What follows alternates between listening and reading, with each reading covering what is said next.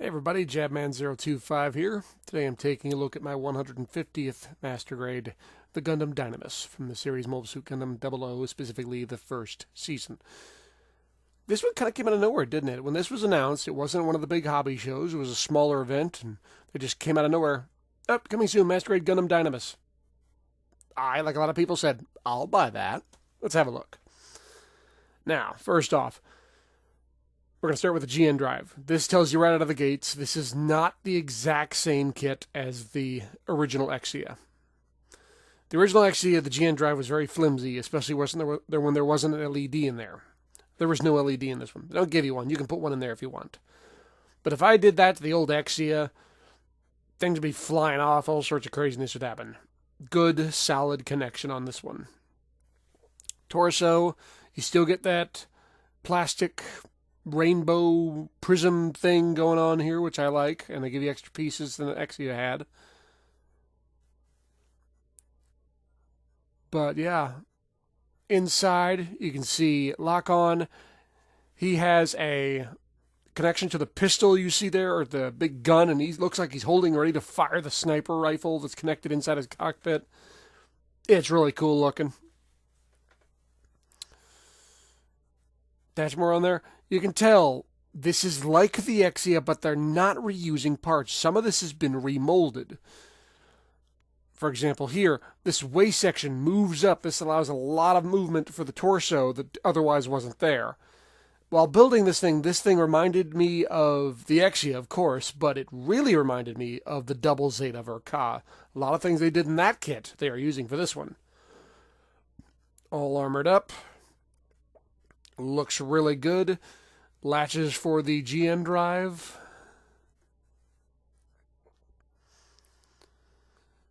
You can move up these fins or keep them down. It's up to you, just like the Exia.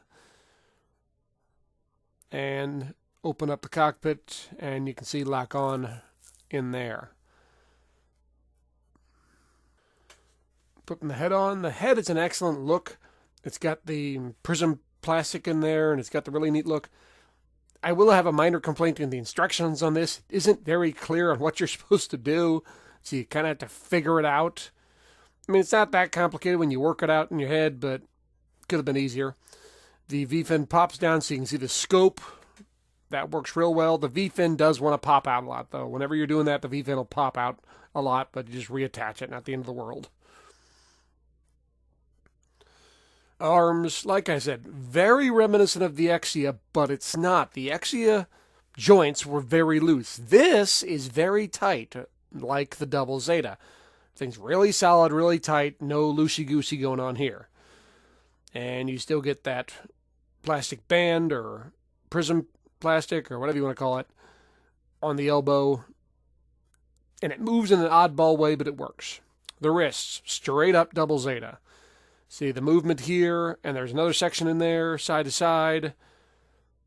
And the wrist moves and it doesn't move. It's kind of it has that plug, but the attachment on the wrist still moves. Really good hands on these, but still the interchangeable fingers. But like I said, straight up Double Zeta, they're borrowing it from that. Putting on the front and back skirt armor, or I guess you can call it skirt armor, the back thrusters, the butt thrusters. Let's call them what they are. The back thrusters fall off every now and then. Beam Saber is back there. You can widen this out, and the thruster piece flies out, so you can make it like it's flying even faster. On the front skirt armor, opens up, and you can see little missiles in there. I painted those. They come gray. You got to paint them silver, or they just come gray. It's up to you.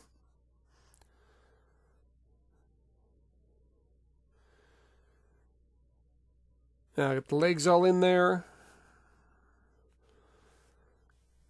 Legs, lots of lining. There are some more missiles in the kneecaps down there. Those need to be painted. But like I said, you're barely ever going to use that. You get those connections on each side of the leg for the guns. Again, more bands in there.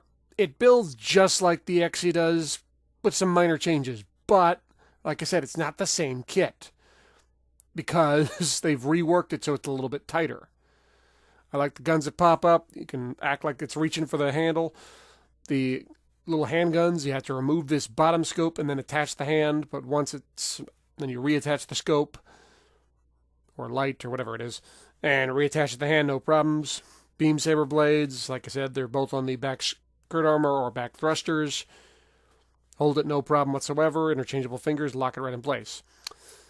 The armor planks, the armor shielding bits, they can be hooked on the front, side, or the back, so you can put them wherever you want. 4 different setups, and we'll be showing those as we go. And they have this little latch system which hooks it right in, and you can hook it right out. No big deal. Really easy to attach and detach. You have the big piece of skirt armor, or front skirt armor, or cloak armor, whatever. The big piece of armor that goes on the front. That just plugs into the side, and then you turn that whole piece to the front. And it looks like, it's all cloaked up. Looks really good. You can open up that cloak, as you see here, and you can have him like pulling out that gun and pointing it, like opens up the cloak, shoots you with 2 handguns. If you want. But that looks pretty cool. But this is a sniper Gundam. It's got to have a cool sniper gun. Check and double check. The way this thing looks, my video doesn't do it justice. It's such a cool build, such a great gun. Minor gripe is that the scope comes clear and the sticker they give you sucks. So bust out some clear green and paint it that way. If you want to use the sticker, you can. It's not the end of the world, but I don't like the sticker at all. They give you one that you can place on top or one you can place behind the glass. Either way, I don't like the look of it. So clear green, problem solved. They come to these 2 attachments, and those can be extended by adding an extra piece on there, and I'll show you that a little later. Holding the gun, as big as it is, it doesn't really weigh anything, so there's no problem there. But this is how you'll be holding the gun, more or less. I'll show you a better version of this pose later. Lay them flat, hold out the gun attaches into the forearm, you can hold it out, and remember that torso I was talking about that lifts up? Well, here you go. The whole bottom part of the gun lays flat, and then he reaches up with his torso up. And you can use those armor shield bits on his shoulders to help prop him up. You can see he can look pretty high up there.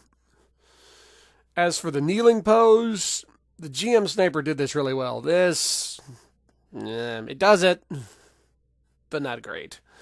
If you want to get this guy airborne, you can. They give you action-based attachments, but you can also put the gun on the shoulder. It also has one of those same hooks that the shoulder bits do, so you can hook it onto the shoulder. And here you see them all decaled up, and I love the decals on this. They are all sticker, no dry transfer, no water slide. Every last one's a sticker, which on other kits wouldn't work as well, but on this one, because how dark and all the dark green, I think it works pretty well. They do really good placement. They don't overload this thing. Does a really good job. The decals on the front big skirt armor or the front cloak armor, they give you those for both sides, but I only decided to put it on one side. See, GN02, Celestial Being, GN everywhere, all sorts of neat stuff. I like the decals on this kit. I really, really do. But like I said, I didn't use every last one. You can see the cloak covered up. On the right-hand side from our point of view, it has the decals. It also has some for the left. I decided I liked it better this way, just on one side. Personal preference. If you want to decal the other side up too, that's all up to you. But I like the cloak look. It's a really cool pose. But this is my favorite. I put on the extensions. You pull off the ends and you put on these white attachments so it makes the extensions a little longer. And you use these shield bits to prop him up. And you can reach out with the other hand and hold the side handle on the side of the gun and drop the V-fin of the scope, and that just looks badass. Final thoughts on this kit. I'm giving this kit a really big thumbs up. This kit has some minor flaws. I mean, some parts will fall off. The back thrusters make the balance a little wonky, but nothing you can't adjust for.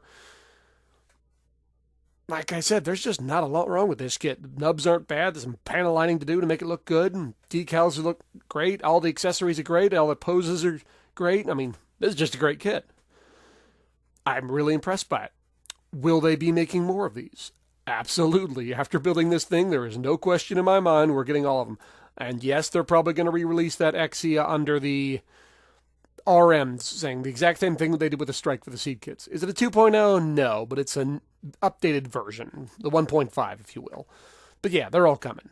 After building this, it's painfully obvious. They're all coming. When? I don't know, but they're all coming. But strong contender for Master Grade Kit of the Year right here. This one will be tough to beat. Thumbs up. Well, everybody, thanks for watching. I do apologize it took so long to get this out. Life's been a little hectic lately. Thanks for watching. Please stay tuned for more. If you got any questions, ask them. I will answer them as best as I can. See you guys next time, and stay tuned for more reviews. Oh, and one more thing. I was thinking, based on this as a sniper, shouldn't I hide him in my collection somewhere just so you won't even know where he is? Huh? Bang. You're dead.